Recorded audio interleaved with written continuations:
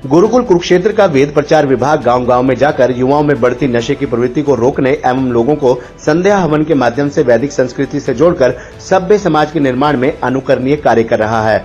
युवाओं में बढ़ती नशे की लत ने हजारों घरों को बर्बाद कर दिया है। युवाओं को नशे व दूसरी कुरीतियों से बचाने के लिए आर्य समाज से जोड़ना होगा, तभी समाज में नई जागृति आएगी और उन्नत राष्ट्र का सपना साकार होगा। उक्त शब्द आज गुरुकुल कुरुक्षेत्र में आयोजित आर्य समाज के कार्यक्रम को संबोधित करते हुए महामहिम राज्यपाल आचार्य देवव्रत ने कहे। गुरुकुल के वेद प्रचार विभाग द्वारा आयोजित इस कार्यक्रम में कुरुक्षेत्र, कैथल, जींद, हिसार, करनाल, यमुनानगर, अंबाला, पंचकुला आदि जिलों की विभिन्न आर्य समाजों के 200 से अधिक प्रतिनिधि शामिल हुए। इस अवसर पर प्रधान राजकुमार गर्ग, व्यवस्थापक रामनिवास आर्य, वेद प्रचार विभाग के वरिष्ठ भजनोपदेशक जयपाल आर्य, जसविंदर आर्य, मनीराम आर्य, सूर्यदेव आर्य, मुख्य संरक्षक संजीव आर्य सहित सभी वेद प्रचारक मौजूद रहे। आचार्य देवव्रत ने कहा कि वर्ष 2012 में गुरुकुल के शताब्दी समारोह के दौरान समाज में ऋषि दयानंद और आर्य समाज की मान्यताओं का प्रचार प्रसार करने हेतु गुरुकुल में वेद प्रचार विभाग का गठन करके किया गया, जिसके तहत कई भजन मंडली, उपदेशक और व्यायाम शिक्षक गांव-गांव में जाकर वैदिक संस्कृति और पुरातन संस्कारों से युवाओं को रूबरू करवा रहे हैं। साथ ही लोगों में संध्या हवन सत्संग की लुप्त हो रही परंपरा को पुनर्जीवित कर रहे हैं।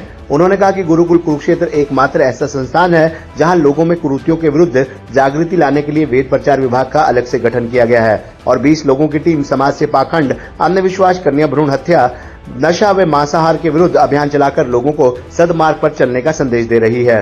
उन्होंने प्राकृतिक खेती मिशन का जिक्र करते हुए सभी आयोजनों से आह्वान किया कि वे अपने अपने क्षेत्रों में प्राकृतिक खेती का प्रचार करें। उन्होंने कहा कि आज यूरिया, डीएपी, पेस्टिसाइड डालकर जमीन को पथरीला और बंजर बना दिया है। जरा सी बरसात होती है तो बाढ़ आ जाती है, क्योंकि बरसात का पानी धरती के पेट में नहीं जाता। उन्होंने कहा कि कीटनाशकों ने किसानों के केंचुआ जैसे मित्र जीव मार दिए हैं, जिससे पर्यावरण पर भी इसका विपरीत असर हो रहा है। उन्होंने कहा कि खेती में यूरिया, डीएपी, पेस्टिसाइड के प्रयोग से cancer, heart attack, BP, sugar जैसी बीमारियां लगातार बढ़ रही हैं। भूमिगत जल रसातल में चला गया है, जमीनें बंजर हो रही हैं, पर्यावरण दूषित हो रहा है और ग्लोबल वार्मिंग लगातार बढ़ रही है। इन सब से बचने का एक ही उपाय है प्राकृतिक खेती। उन्होंने कहा कि एक देशी गाय से 30 एकड़ भूमि पर प्राकृतिक खेती की जा सकती है। वहीं गुजरात में भी 10 लाख से अधिक किसान आज प्राकृतिक खेती कर रहे हैं। देश के प्रधानमंत्री नरेंद्र मोदी के आह्वान पर उत्तर प्रदेश, मध्य प्रदेश, राजस्थान, बिहार सहित दक्षिण भारत में लाखों किसानों को प्राकृतिक खेती मिशन से जोड़ा गया है। गुरुकुल कुरुक्षेत्र में हुए कार्यक्रम में कुरुक्षेत्र से आर्य समाज लाडवा, छैलो, बारना, हथीरा, गुलडेरा से किसान, करनाल से आर्य समाज संगोही, यूनिसपुर, रायपुर, शाहपुर, बदरपुर, माजरा, रोहन, जिला यमुनानगर से आर्य समाज, रेलवे रोड, कसेरला, कलेसरा, लेदा खादर, रतनगढ़, मंडार, अंबाला जिला से आर्य समाज मनोंदी, नारायणगढ़, कलेरा, रामदास नगर, अंबाला शहर, लंडा, कैथल जिला से आर्य समाज पुंडरी, बरसाना, खानपुर, बालू, मानस, दुलियानी, पबनावा, मुनरहेड़ी सहित पंचकुला, जींद, हिसार जिलों से भी आर्य समाज के प्रतिनिधि कार्यक्रम में शामिल हुए। खबरनामा हरियाणा के लिए डॉक्टर राजेश उधवा की रिपोर्ट। केंचुआ अपने जीवन में 40 से 50 हजार अंडे देता है और ये मरता है ना तो धरती के 16 तरह के पोषक तत्व पूरी करता है और ये जीवाणु मरते ये भी अपने आप सिस्टम चलता है। सुनिए आप अंत में अगली बात में आता हूँ। आचार्य जी, आप जुताई का भी फर्क है, रोटावेटर की जुताई का कोई फर्क है? वो सारा विनाश है ये जो कुछ चल रहा है, उसकी जरूरत नहीं हमारे खेतों में। जब हम जो पद्धति अपनाते हैं, हमारी प्राकृतिक खेती का मूल सिद्धांत है, इसमें जुताई न के बराबर है। जुताई हमारे यहाँ एक एक पेड़ बना के 3-3 साल जुताई की जरूरत नहीं, उसी पे फसल होती रहती। जुताई का भी खर्चा बच गया और जुताई में ट्रैक्टर जो प्रदूषण, कभी जंगल में गया आपको? अच्छा, जंगल में सैकड़ों तरह के पेड़ खड़े कि नहीं अलग अलग? यूं बताओ, उनमें जंगल में यूरिया कौन देता? बोलो। हाँ, डीएपी कौन देता है? जंतुनाशक कौन डालता है? वहां गोबर की खाद कौन देने जाता है? वहां पानी कौन देने जाता है? बोलो।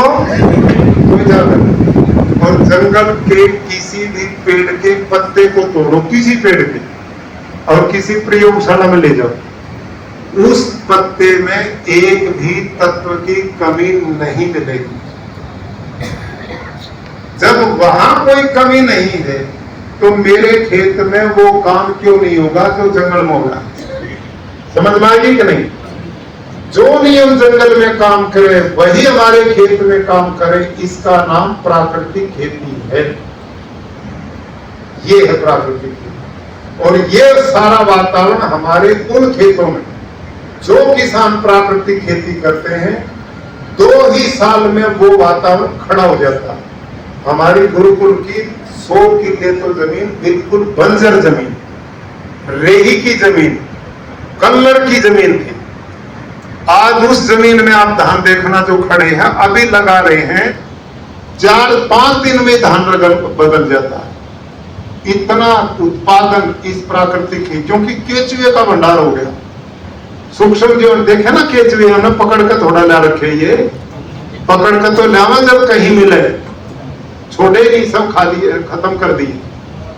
तो ये है प्राकृतिक खेती का मिशन जो पूरे देश में चला रहे हैं। आपसे मेरा निवेदन है, आप यहाँ देखो भी, जो किसान भाई उसको समझो, जानो और खुद भी बचो और लोगों को बचाओ। हमने अस्पताल भर दिए बीमार करके, देश तबाह हो गया। 2.5 लाख करोड़ का यूरिया DAP आता है 1 साल में।